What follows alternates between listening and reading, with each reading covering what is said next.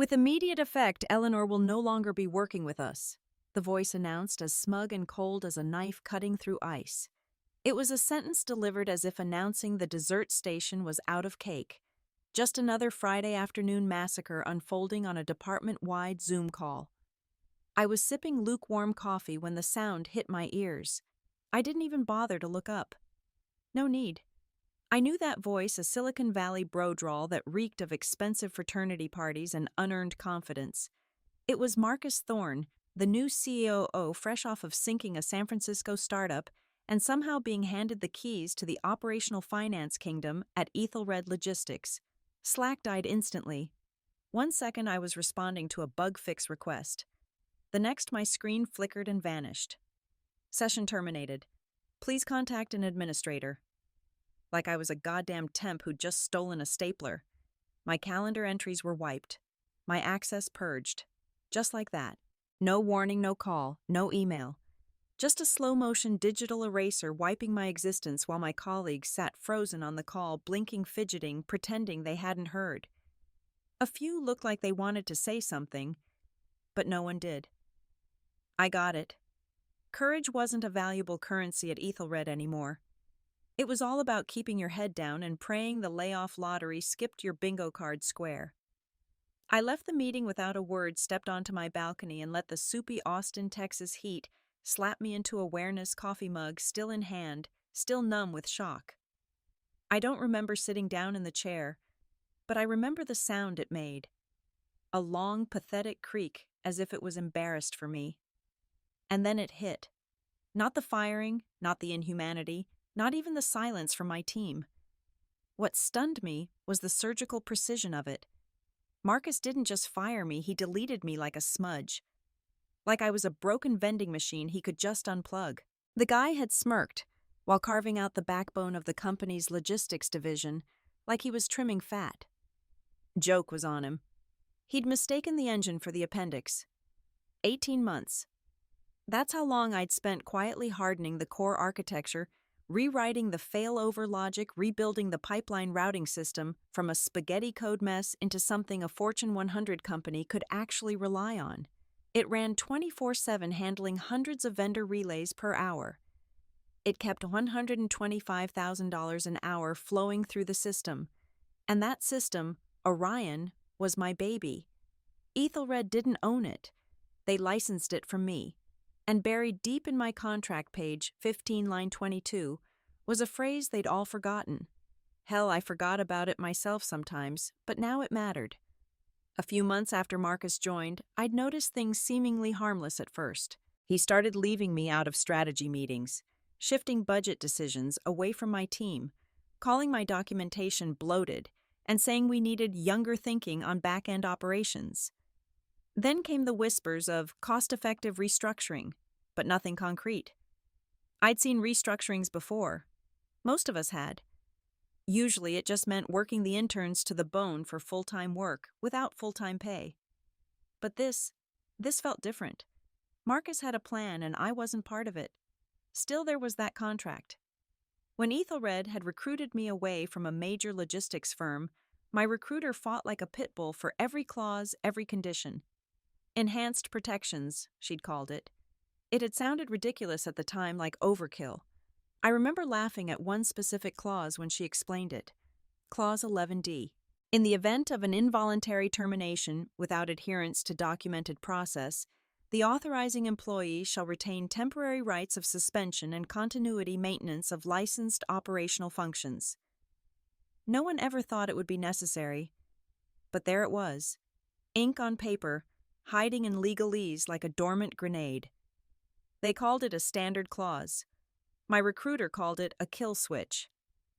As I sat there, eyes glazed, heart on a slow burn, I opened my personal encrypted drive.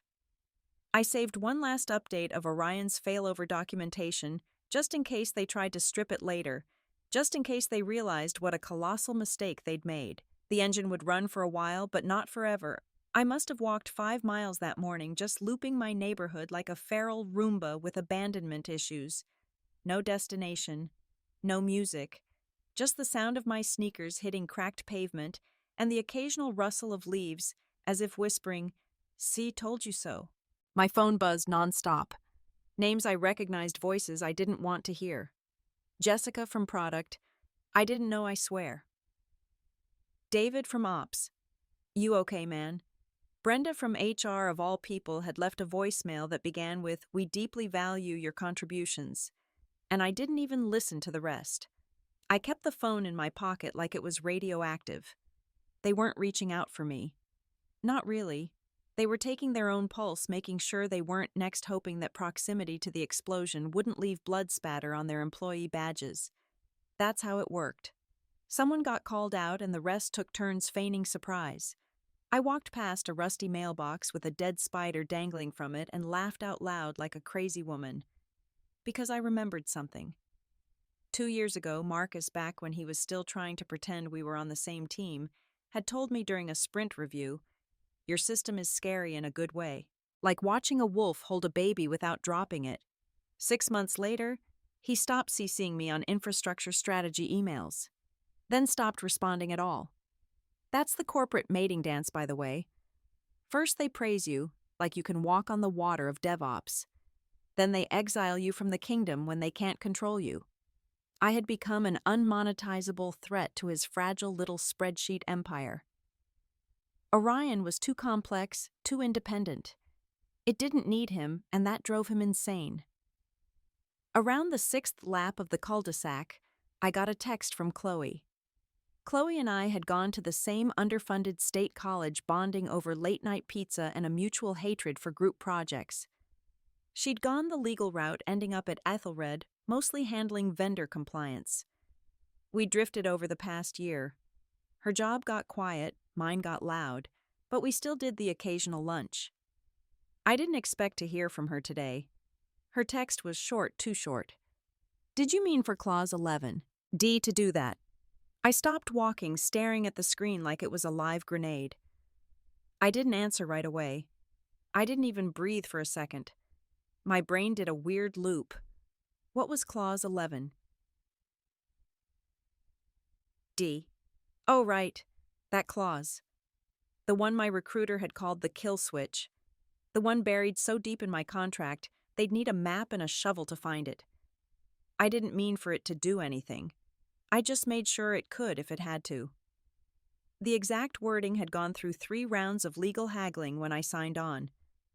The short version was this: if Aethelred terminated me without following their documented off-boarding process notice period, handoff protocols, IP transfer verification, then any software licensed under my name entered what was essentially a state of legal cryostasis, uncontestable, enforceable, automatic. And the real kicker. On paper, I was still the authorizing employee for the operational back-end environment. That meant no process, no access to the failover systems. And Marcus, he hadn't followed a damn thing. No notice, no final meeting, no signed handoff documents. He'd treated it like an ambush, as if he was scoring points for drama. What he'd really done was pull the pin on a live architecture. I felt it then. Not anger, not sadness, but something else. Something colder. Like standing in a power outage and realizing the silence isn't peace, it's a warning. I texted Chloe back. They terminated access at 9:47 a.m. Audit logs will reflect it. 2 minutes later, another message popped up. Confirmed. Operational back-end environment now restricted. Failovers have begun to fail. I sat down hard on the curb.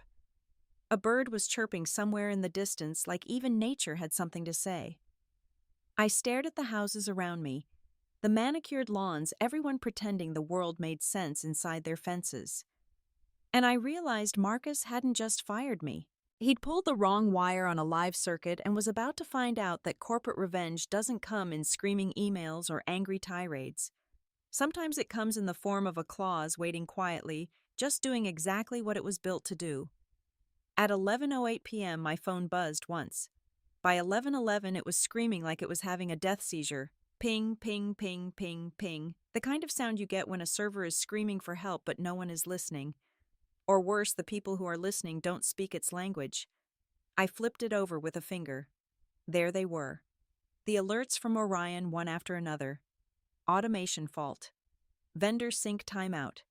Escalation warning triggered. Route 02 rejected. Service down. Node 04 unresponsive. Unhandled exception. Invalid access token. Legacy. Each one hit like a drumbeat on a coffin lid. And I just stared, calm detached, like watching a train derail in silence. The notifications kept piling up. I didn't open a single one. You have to understand something. I didn't want this. Not really. I didn't build Orion to fail. I built it to protect, to isolate risk, to scale under pressure, and to fail gracefully if something went wrong. But I also built it with integrity. The kind a spreadsheet jockey like Marcus never bothered to learn. The thing is, when you fire integrity, the rest doesn't stay standing for long. The new cost-effective team, 3 junior engineers and a contractor from someone's LinkedIn messages, had taken over operations. Green as spring grass. One of them had once asked me if a logic gate was something to do with access permissions. They weren't bad people, just incompetent. Marcus loved them, said they were hungry. He meant cheap. And now they were frantically trying to reboot the back-end environment. They probably hadn't figured out yet that the access was still locked to my old email. They probably thought I'd been cleanly off-boarded. After all, why would anyone check the process when they had a god complex and a killer instinct? Ping. Another failure. Vendor penalty. SLA breach. Client ID 09422. That one was different. That was real money. One of our top 3 clients. Every minute of downtime meant 5 figures in lost revenue and penalties. Still, I didn't move. I turned off the overhead light and sat in the glow of my phone screen, watching the chaos pile up like snow on an abandoned highway. Then Chloe texted, "I'm forwarding you something. Keep it quiet." 10 seconds later, a zip file landed in my inbox. Password protected, of course. I typed in the familiar phrase, one we'd used since college Stardust 77. Don't ask. Inside a time-stamped PDF extract of the company's private Slack channels. Legal Ops Exec Dev. I opened it slowly, read it carefully, like a diary of a meltdown. 2319. David. Ops. Someone get Marcus. Failover isn't syncing. Where's the backup? 23. 20. Marcus CFO. At David, try a manual pipeline reboot. We don't need Eleanor for that. 2321. Sarah. Dev. We do. The legacy backup system requires an authentication key. It's still under her permissions. 2322. Marcus CFO. No way. She's been removed. 2323. Chloe, legal. At Marcus. You didn't follow the process. Clause 11D was activated. This is enforceable. 2325. Marcus, CFO. You have got to be kidding me. 2326. Chloe, legal. I'm not. By 2327, the Slack thread was a mess of copy-pasted contract clauses, redacted access logs, and a poor DevOps guy begging someone to tell him who owned the root certificate now. Spoiler alert, I did. Legally until a proper handoff was executed. And it hadn't been. I leaned back, heart beating, slow face blank, and felt something I hadn't felt in months. Peace. Not the gloating kind. But the kind of peace that comes not from screaming, "I told you so," but from watching the sky turn red and knowing you weren't the one who lit the match. You just reinforced the goddamn house before they ripped the roof off. At 23:33, Chloe sent one last text. "You holding steady?" I replied, "I'm drinking chamomile tea and rewatching an old show. How's Marcus?" There was no answer. I didn't need one. The log said it all. The COO was panicking. Legal was quoting me. And the system, my system, was doing exactly what it was designed to do when meddled with by fools. It was failing deliberately loudly. And I didn't have to lift a goddamn finger. The invitation hit my inbox at 6:12 a.m., sharp as a knife. Subject, urgent. Operational continuity call. Legal and COO.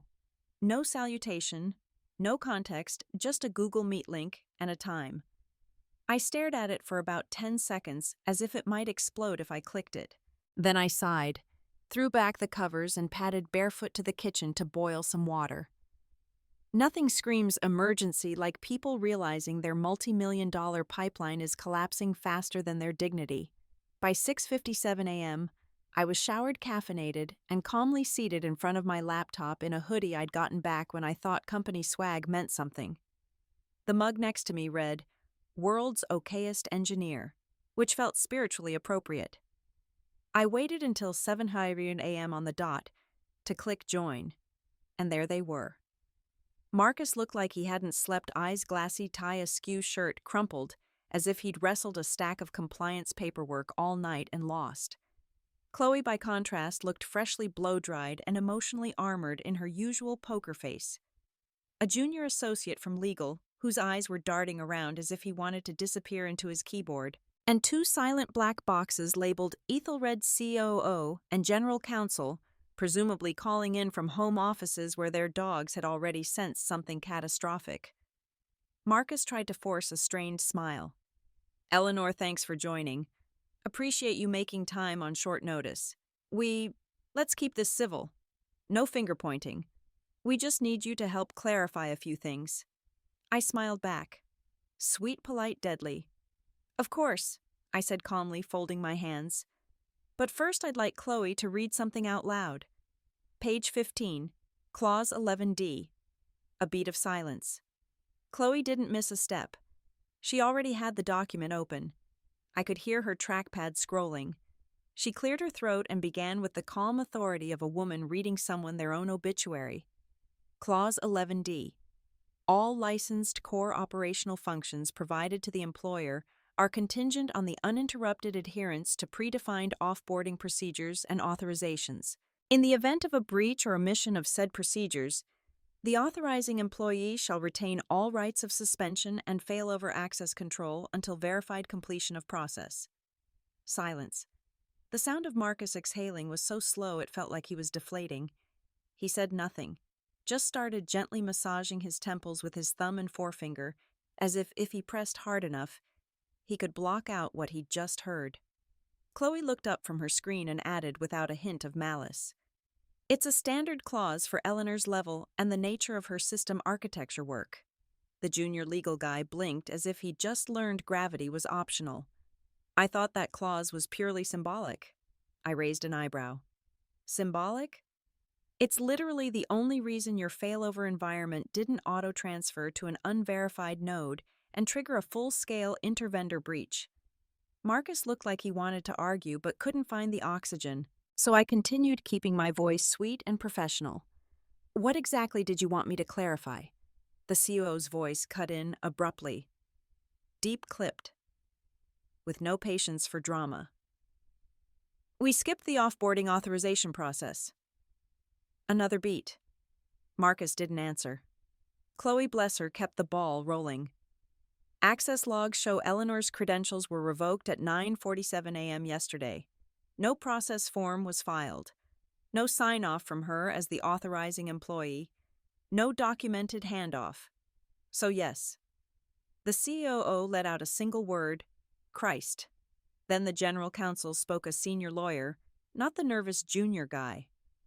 "Eleanor," he said carefully, "would you consider temporarily restoring access to the failover nodes in the interest of protecting company assets and client SLAs?"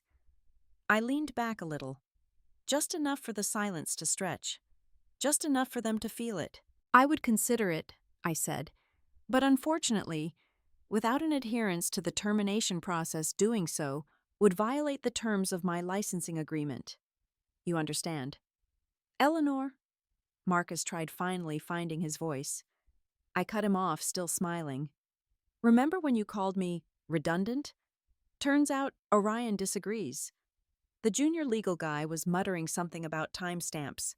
I gestured with my cursor to the shared doc. "Check the logs.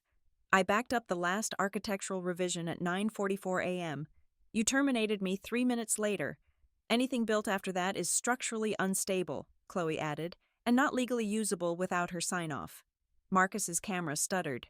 Maybe he'd just frozen. His mouth was slightly open as if searching for a new reality to inhabit. One where consequences weren't a real thing. I didn't flinch, didn't gloat. I just kept my voice calm. Cool. Precise. Because this wasn't about revenge. This was about reminders. That just because someone isn't screaming doesn't mean they aren't holding the detonator. And I had written the detonation clause. By 9:04 a.m., Marcus had vanished from the Slack threads. No more frantic pings, no more half-baked commands. Just gone. Like someone had finally unplugged a faulty blender before it sprayed any more legal slurry all over the operations department. Word was he'd pulled everyone into a limited access call. No recording, no notes, no paper trail. Just a good old-fashioned damage control seance. The kind executives whisper into their Bluetooth headsets while pacing in soundproof glass rooms, hoping the smell of panic doesn't seep into the carpet. Meanwhile, the new engineering team started digging. Quietly, of course, like digital raccoons rummaging in a server farm. What they found wasn't a buffet. It was a vault. My Orion environment wasn't some open-concept playground. It was a series of partitioned, encrypted, and access-locked modules that relied on specific identity tokens. Namely, mine. And since Marcus had so generously nuked my credentials without a handoff, those tokens now pointed to a dead account. Oops. That's the thing about architecture. When you build it with integrity, it doesn't just fall apart. It rejects corruption. Every free failover node, every secondary relay, every rerouting script, they all had checks. And every check pointed back to my verified key. Which meant no key, no access. And guess what? No access meant no continuity, which meant a lot of angry phone calls. The first vendor raised the alarm at 9:47 a.m., one of our freight aggregation partners, a mid-tier but extremely sensitive account. Their system expected a handoff ping every 5 minutes. It hadn't seen one in 40. Then came the email from a multinational client in Asia. Cannot validate inventory sync. Please confirm if a breach has occurred. 10 minutes later, another one. This one had the word penalty in bold. By noon, the compliance team was running drills like it was DEFCON 2. Every SLA breach came with a dollar figure attached. And the numbers weren't small. Penalty clauses had been baked into every enterprise contract, climbing to $10,000 per hour of service disruption. Multiply that by 6 vendors and 3 international clients, and Aethelred was now bleeding money faster than Marcus could whisper the word redundant. Someone finally had the bright idea to check the legal thread on Eleanor-related access rights. And there it was, as clear as a slow-motion car crash. Termination date yesterday. Handoff process initiated, not documented. Authorizing employee revocation, not applicable. Environment key transfer, not executed. And at the bottom in bold from my original contract, in the absence of a verified 30-day transition period, the licensor retains final operational veto over failover environments and continuity pipelines. Boom. Legal couldn't untangle it. PR couldn't spin it. Finance couldn't afford it. Meanwhile, what was I doing? Getting a manicure. Yep, that's where I went. I walked into a little nail salon in a strip mall between a vape shop and a tax prep place, asked for a premium gel set, and picked a color called Escape Clause, while a woman named Mira filed my nails and made small talk about her dog's Halloween costume. I quietly scrolled through the growing digital funeral Aethelred was holding in my inbox. Chloe kept sending updates, not panicked, just factual. Client 09422, threatening breach action. GC just asked Marcus why we didn't backdate the process logs. I almost choked. Someone in IT tried to bypass the encryption shell. Flagged for attempted violation. Sigh. I sipped my cucumber water, watched Mira paint the 4th coat of silent retribution on my fingers, and realized something. They hadn't just underestimated me. They had never bothered to see me at all. To them, I was back-end noise. A utility. A convenient black box that spit out uptime until the box refused to open. Back at HQ, Marcus was supposedly exploring alternatives, which is executive speak for panicking in increasingly smaller circles. The Slack rumor was that he'd tried to call a vendor directly to demand a key reset, only to be told their terms didn't allow for manual overrides without dual authentication from the authorizing employee. He'd built a kingdom on shortcuts, and now the shortcuts were caving in. At 1:37 p.m., Aethelred's head of client success posted a message that made its way into one of the forwarded threads. "We need to ask Eleanor what she wants before this gets worse." Too late. It was already worse. They just hadn't hit bottom yet. As for me, I was halfway home, hands still drying under a cheap UV lamp, grinning like someone who'd written the end of the story before anyone else knew they were in one. The offer came via an encrypted email at 4:12 p.m. No subject, no greeting, just a PDF titled, "Proposal Secure, ET PDF." Chloe texted a minute later, "Read it, then call me." I opened the file while sitting on my porch with a glass of Pinot Noir and a blanket over my legs like some kind of villain who'd retired early. The wind chimes sang a lazy off-key tune in the background. It felt appropriate. The PDF was exactly what I expected, and exactly what they thought would buy my silence. Severance per the original contract. 3 months discretionary pay in recognition of contributions. Letter of recommendation from the VP of Engineering. Mutual non-disclosure agreement effective upon signing. Access keys to be restored upon signing of exit documents. They called it a good faith separation agreement. I called it what it was, hush money with a fresh coat of paint. I waited until the sun went down. Let them sweat. Then I called Chloe. "You see it?" she asked, skipping the usual pleasantries. "Oh, I see it." I sipped my wine. "I want my job back." Silence. "Eleanor," she said cautiously, "are you sure, after all this?" "Same role," I said. "Same scope. But I'll be picking my new supervisor." Chloe didn't laugh. She just exhaled like she'd been expecting this and was bracing for the second half. "And I want a written apology," I added. "From Marcus. A personal one. Not some canned crap. Not 'we regret the confusion.' I want it in ink." This time she did laugh. "You want to make him say it?" "No," I said, smiling into my wine glass. "I want to make him sign it." She paused again, then said, "I'll take it to the board. But you should know they're spooked. This is different this time." "How different?" Her voice dropped. "Legal is calling this a surgical strike. Your clause was triggered perfectly. Your logs are airtight. The clients are furious, but they're not blaming you. They're blaming us. Marcus's handling of this is being called reckless procedural negligence."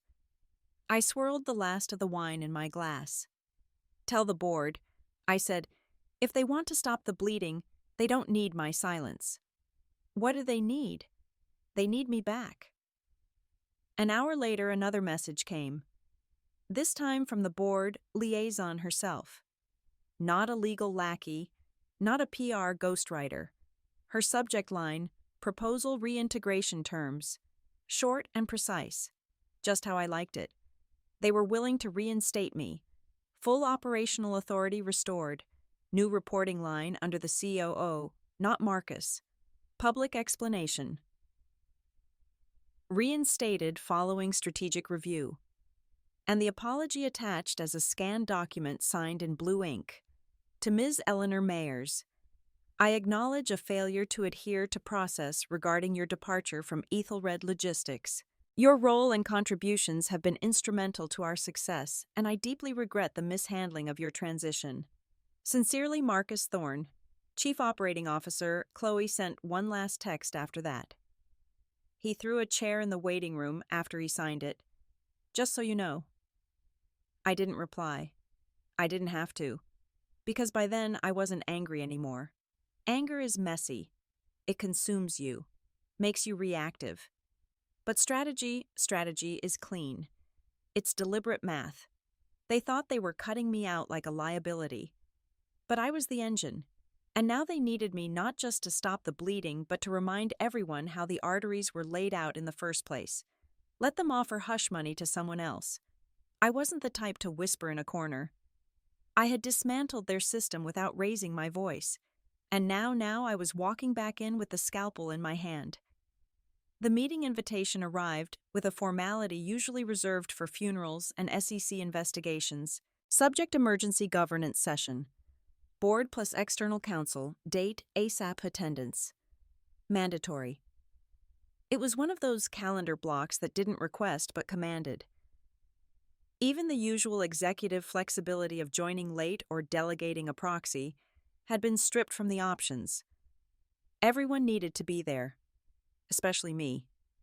So I chose the most inconveniently casual setting. I could a public park. No ring light, no bookshelf behind me with curated leadership books. Just me, a bench, a half-melted iced tea from a gas station, and the drone of cicadas as a soundtrack to the slow, inevitable collapse of Marcus Thorne. I joined the call 3 minutes early, just to make sure they saw me calm, casual, sitting under a tree as if I were about to discuss gardening, not a corporate decapitation. The Zoom grid lit up one square at a time. The chairman of the board. 2 external legal representatives from some firm whose names sounded like both a law firm and a bourbon brand McAllister & Crow. Aethelred's chief risk officer, the COO. And finally Marcus. He looked like spoiled yogurt in a suit. Hair uncombed, shirt, rumpled tie clinging to his neck like it was trying to escape. No smirk, no passive aggression, just pale, clammy silence. The chairman began with the tone of a man who had read too many zeros at the end of an Excel sheet. "Ms. Mayers, thank you for joining on short notice." I nodded once. Of course. He didn't bother with pleasantries. "You confirm you were terminated without adherence to standard procedure." I pulled out my phone, tapped the screen, and held it up. "Yes, and here's the audit log of the triggering event. Credential revocation at 9:47 a.m., 1 minute before final backup procedures were scheduled. No handoff plan was filed. No formal sign-off." I watched them read it. Watched the thumbnail-sized square of the COO shift uncomfortably in his box. I continued. Minutes after activation, the primary vendor pipeline began to experience cascading failures. The damage escalated to SLA breaches with 3 separate international clients after 2 hours. No one interrupted me. They knew by now it was pointless. The chairman turned his head slightly, just enough to look at Marcus without saying his name. "Do you have any idea how many clawback clauses that triggers?" Marcus didn't even look up. He just gave a slow nod, like a child who finally understands he really did break the TV with the Wii remote. One of the external counsels leaned forward, square-jawed, polished, the kind of guy who probably says value proposition in bed. "Ms. Mayers, would you be willing to confirm that your access was unilaterally revoked prior to process completion?" "Yes," I said, "and I've already sent the IP logs and timeline to your office." The counsel nodded. "No further questions." The chief risk officer spoke next, tapping the side of her stylized tortoiseshell glasses as if hoping they'd give her better news. "We're modeling the losses in the low 7 figures, depending on how fast we can reauthorize the failover system. But if we factor in client churn, it could be double that." The chairman didn't flinch. "We're not losing those clients, not if we show them who really runs the operational engine." Then finally, for the first time, he looked directly at Marcus. "I've reviewed the employment contract myself. You ignored Clause 11D. You bypassed all mandatory offboarding protocols. You unilaterally revoked an authorizing employee's access on a live environment." Marcus blinked as if the air around him had gotten thicker. "Do you have anything to say?" Marcus opened his mouth, then closed it. Nothing came out. Not a denial, not an excuse. Just a slow, pathetic shrug as if he was too exhausted to even pretend anymore. I stirred the ice in my cup with my straw, watching him like I was watching a slow-motion wildlife documentary. The predator now wounded, dethroned. No roar left. The COO's voice cut in, dry sharp. "He's compromised the integrity of the board." The chairman nodded. "He will be placed on administrative leave pending a final review." No argument. No dramatic scene. Marcus just sat there, gray and blinking. reduced to background noise in a meeting he once thought he ran. The chairman turned back to me. Ms. Mayers, the board would like to formally reinstate you to your previous role, effective immediately. In addition, we are granting you veto power over core system changes and appointing you as Executive VP Core System Safety. I didn't answer right away. Let them sit in it. Let them feel the void that forms when you fire the backbone and expect the body to stand. Then I smiled. Not a grin, not a smirk. Just the calm acceptance of something that should never have been undone in the first place. I leaned forward slightly and said, "I'll consider it." Silence. But not under him. The chairman didn't blink. Understood. Marcus's camera went dark. The meeting was almost over. Everyone could feel it. The quiet that creeps in when the blood has dried and the guilty have run out of lies. What was left was just formality. Paperwork. The final click of a coffin someone else had built for themselves. The general counsel, an older woman named Diane with courtroom eyes, and a voice like she'd taught nuns how to cross-examine, leaned into her mic. No drama, no preamble, just a single line. Read with the quiet precision of a scalpel opening up denial. Regarding Ms. Mayers' contract clause 11D line 7 termination without adherence to process will trigger the unilateral right of suspension by the authorizing employee. She paused, then looked directly at Marcus. No one else did. They didn't have to. The chairman simply held up a hand, palm out, and said, "We're done here." That was it. 5 words. And in those 5 words, years of ego-arrogant spreadsheet logic crumbled like damp drywall. There was a tiny rustle as someone from HR muted Marcus's square. Then another, as a legal liaison, disconnected him completely. Just like that, gone. A ghost in the logs. When the call ended, I didn't jump up, pump my fist, or cry. I just sat there under the same tree listening to the wind in the leaves and the faint scratching of a squirrel digging up something it may or may not have buried months ago. I pulled out my phone one more time and reread the line from my contract, the one no one noticed, the one they'd skimmed past during onboarding. The one Marcus had laughed at when he first found it and called overly cautious language. Termination without adherence to process will trigger the unilateral right of suspension by the authorizing employee. They thought it was legal boilerplate. I knew it was a tripwire. They thought I was an asset until they tried to delete me like a calendar invite. But I wasn't an asset. I was infrastructure. And infrastructure, when architected properly, doesn't scream, doesn't rage. It simply waits for abuse, and then it holds up the receipts. I stood up, threw my empty iced teacup in a trash can, and started walking. Not because I was running from anything, but because for the first time in years, I knew exactly where I was going and why no one could move me without checking the terms first. And as I walked, I smiled. Not because I'd won, but because I'd never forgotten what they thought they could erase.